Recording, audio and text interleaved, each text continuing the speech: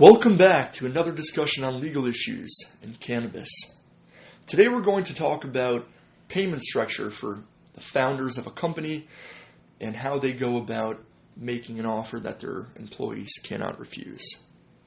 In the early stages of a startup company's journey, many founders are cash poor and must come up with alternative payment options for their employees in order to satisfactorily compensate them while holding on to their limited liquidity. Startups often grant stock options. Here, an employee is given the opportunity to purchase at a later date a designated number of shares at a preset strike price, which shall be discussed in greater detail in a different podcast. The option to purchase these shares vests or becomes exercisable according to an agreed-upon schedule, which is further constrained by the fulfillment of a certain set of performance benchmarks.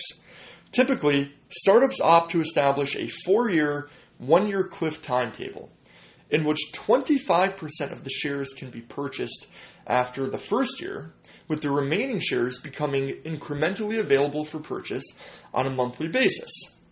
Clearly, this is a compelling offer for employees, as they are motivated to raise the value of the company as much as possible in order to gain maximum profit when purchasing their soon-to-be vested shares at the strike price.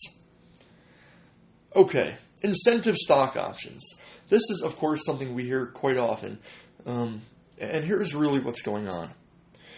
Incentive stock options, or ISOs, are especially employee-friendly and come with the added benefit of not being taxed as ordinary income, which may be very high, but rather they are taxed as long-term capital gains, which are generally much lower than ordinary income tax rates.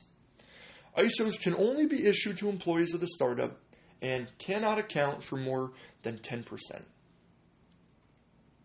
Non-qualified stock options, conversely, have become increasingly popular among startup companies and involve the taxation on the profit found by subtracting the exercise price from the market value at ordinary income tax rates. Startup companies favor this option because the company can deduct this employee profit from its own tax liabilities. When issuing stock options to companies, it is critical for companies to be mindful of the IRS's 409 restrictions, which govern deferred compensation arrangement. Generally, 409A is not a relevant concern for incentive stock options. However, it is an important consideration for non-qualified stock options. If the terms of 409A are violated, an additional 20% penalty tax will be owed in addition to the tax owed on the principal at the time of vesting. To ensure that the company is in fact exempt from 409A, it is critical for the company to set the exercise price at fair market value. Indeed, fundamentally, 409A requires the company to have a reasonable valuation of its worth, given all relevant factors and considerations. These considerations include its current revenue, its profit, cash flow, liabilities, intangible assets, etc. Independent appraisals are particularly useful in satisfying the, quote, reasonable requirement in determining the fair market valuation under 409A. We'll talk more about 409A in a different session, but for now, this is THC Legal Group. Thank you again, and we look forward to seeing you on our website, thclegalgroup.com.